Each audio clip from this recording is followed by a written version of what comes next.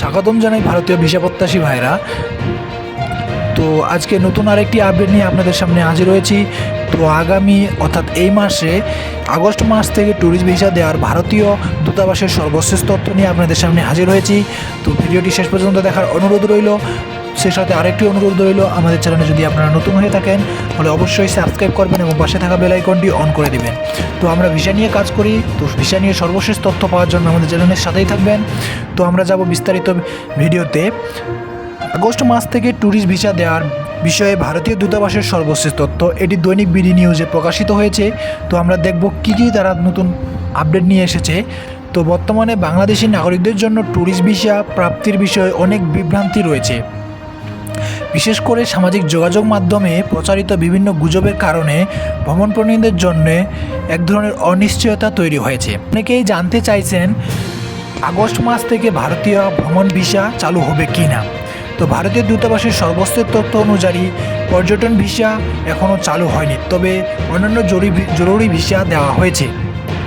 তো ভারত ভ্রমণের জন্য ভিসা আবেদন পদ্ধতি, ভিসা ফি, অনলাইন ভিসা আবেদন, ভিসা অনুমোদন প্রক্রিয়া সম্পর্কে বিস্তারিত থাকছে আমাদের এই প্রতিবেদনে।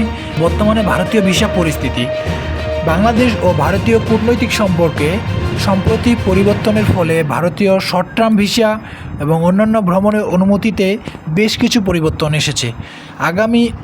গত 2024 সালের আগস্ট মাসের পর থেকে ভিসা প্রদান প্রক্রিয়া কঠোরতা দেখা গিয়েছে। যদিও সীমিত পরিসরে ট্রানজিট ভিসা, মেডিকেল ভিসা, ব্যবসায়িক ভিসা দেওয়া হচ্ছে, তবে ট্যুরিস্ট ভিসা এখনও চালু হয়নি। অর্থাৎ সীমিত পরিসরে ট্রানজিট ভিসা, স্টুডেন্ট ভিসা এবং মেডিকেল ভিসা তারা দিচ্ছে।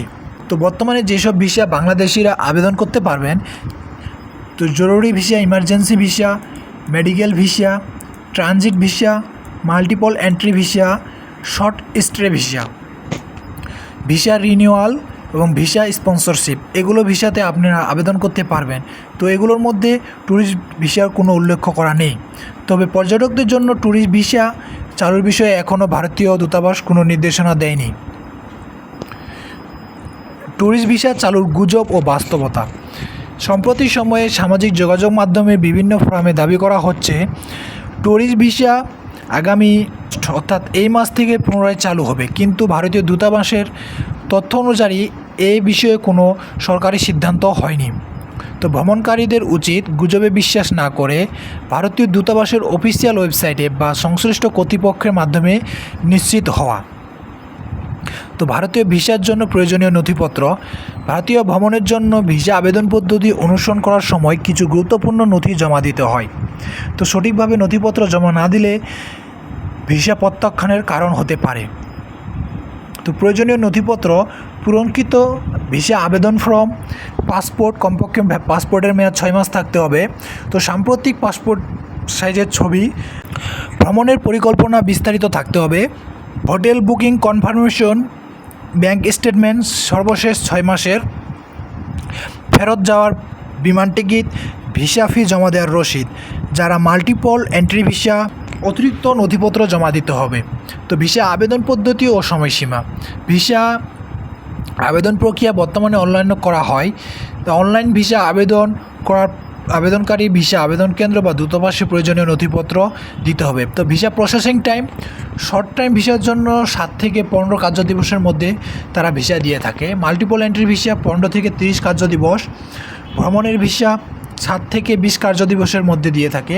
তো ভিসা রিনিউয়াল 10 থেকে 20 কার্যদিবসের পর্যন্ত দিয়ে থাকে।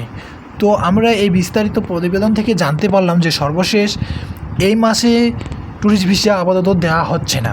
তো আগামী কয়েক মাসের মধ্যে নতুন কোনো আপডেট আসতে পারে। সেই আপডেট পাওয়ার জন্য আমাদের চ্যানেলের সাথে থাকবেন। দেখা হচ্ছে কোনো আরও একটি নতুন ভিডিওতে। আসসালামু আলাইকুম।